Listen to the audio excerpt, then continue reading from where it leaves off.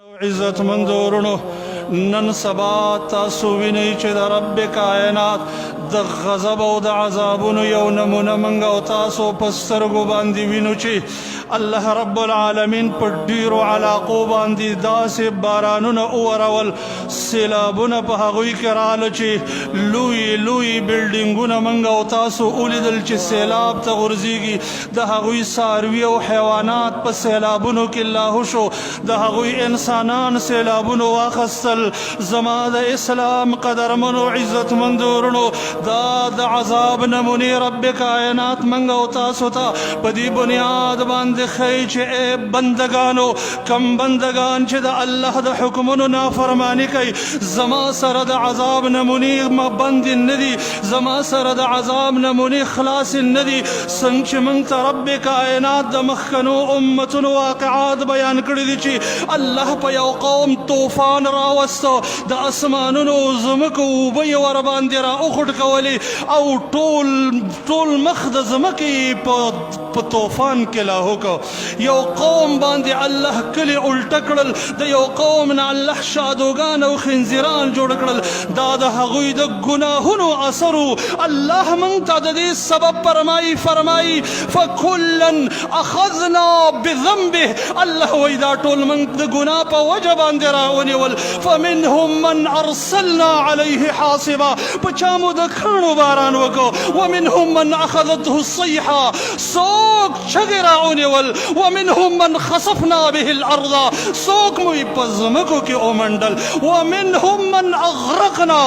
څوک په اوبو کې الله ومنډل بیا الله موږ موجوده ورته فرمایي اکفارکم خیر من اولئکم ام لکم براءة فی الزبر ولې د مخکنو امتونو کفارو نه ستاسو کفار ګنې غوره دي چې هغوی به د الله د حکم خلاف کوو الله رب العالمین په عذاب راوستو او تاسو باندې به نه راولي دې کې ګوره موږ او تاسو ته هم د رب کائنات د رحمت یو پلوشه ده د رحمت یو نمونه ده چې بندګانو دې حالاتو نه ګوره ځان دپاره بچاو حاصل کوي په صدق د ګناهونو نه توبه وباسئ ورنه د الله د عام التباهۍ عذاب راځي دې وجې نه د نبي صلی الله علیه وسلم نه پوښتنه وشوه یا رسول الله انهلک وفینا الصالحون ای د الله رسوله موږ به هلاکېږو په موږ کې به نیکان موجودي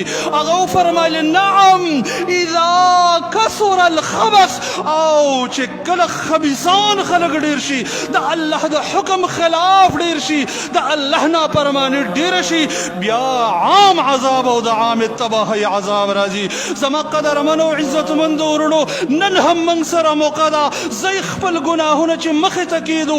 هرې ګناه نه موږ په صدق توبه وباسو نه ګورئ چې زموږ او ستاسو معاشره د ګناه نه ډکه ده زموږ او ستاسو معاملاتو کې دوکې دي د سود بعضې اقسام دي هم دغه رنګې مسلمان سره خیانت دی په کاروبار کې ملاوټ دی څونه زموږ او ستاسو نه بدنظري کېږي څومره د فحاشۍ ماحول او محیط عیار دی څومره اسباب د فحاشۍ زما او ستا بچي په لاس کې نیولې دي او هغوی وخت په وخت باندې خرابۍ او نقصان طرف ته روان دي الله د خپل عذاب نمونې په دې بنیاد باندې چې خپل بندګان یری او یریږئ په صدق توبه وباسئ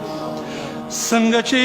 د کسوف په مانځه کې نبي کریم صلی الله علیه وسلم ډېر د هیبت په حالت کې راووتو او د ډېر هیبت د وجې نه یې پوښي کول او دا یې ویلو چې یا الله تا خو ما سره وعده کړې وه چې زه یم دوی به نه هلاکوم یا الله د هلاکت نه مو بچ کا او بیا یې وفرمایل چې لمر او سپوږمۍ د الله آیاتونه دي یخوف الله بهما عباده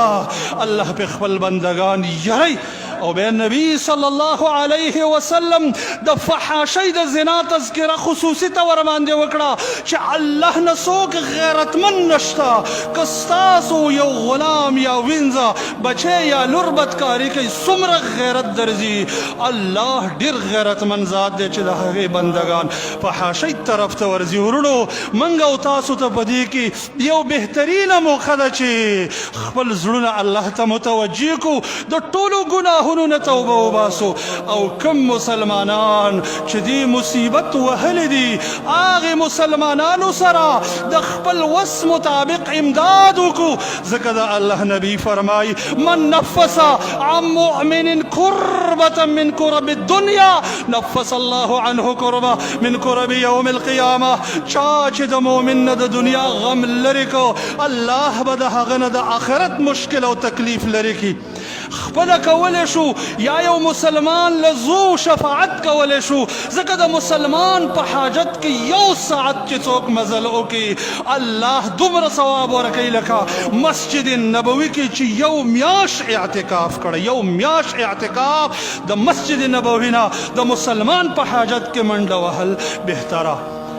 او هغه مسلمانانو د پاره دعا وغواړو چې کم په دې مصیبت کې وفات شوي دي الله دې هغوی جنت الفردوس ته ورسوي او الله رب العالمین دې د هغوی وارثانو ته د زړه صبر ورکړي الله دې باقي موږ او تاسو د داسې عذابونو غضبونو مصیبتونو نه وساتي